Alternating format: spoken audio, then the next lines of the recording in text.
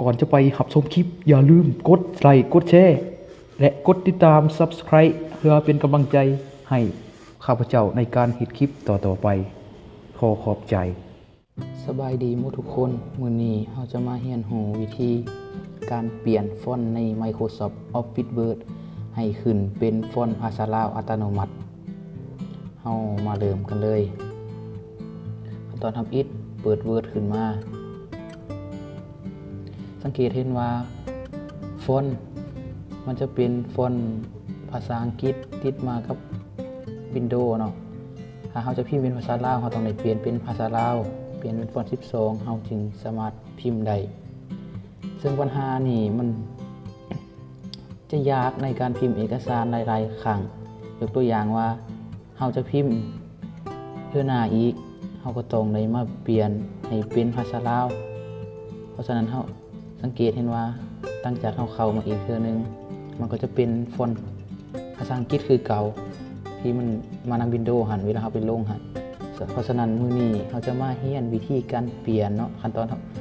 เข้าไปเปลี่ยนเป็นอิสระรูทีเปลี่ยนเป็นฟอนต์12แล้วเขาแจ้หน่อยมุมอยู่รูมหันคลิกใส่แต่จะมีหน้าตาเป็นมีขึ้นมาสังเกตเบิ่งว่ามันเป็นฟอนต์เพชรสลาดคือฟอนต์12หรือบ่หลัง จากนั้นให้คลิก Set Art Default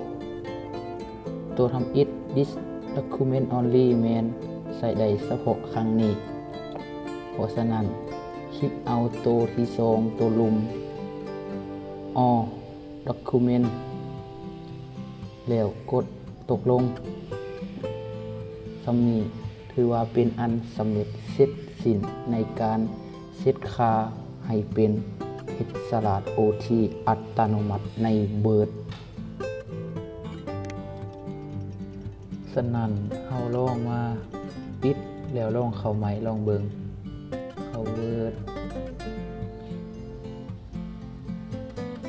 สังเกตเห็นว่ามันจะเป็นฟอนต์เพชรสลัด OT ให้อัตโนมัติเลยหวังว่าคลิปนี้จะเป็นบทเรียนให้แก่ผู้เบิ่งบ่น้อยก็หลายขอขอบใจ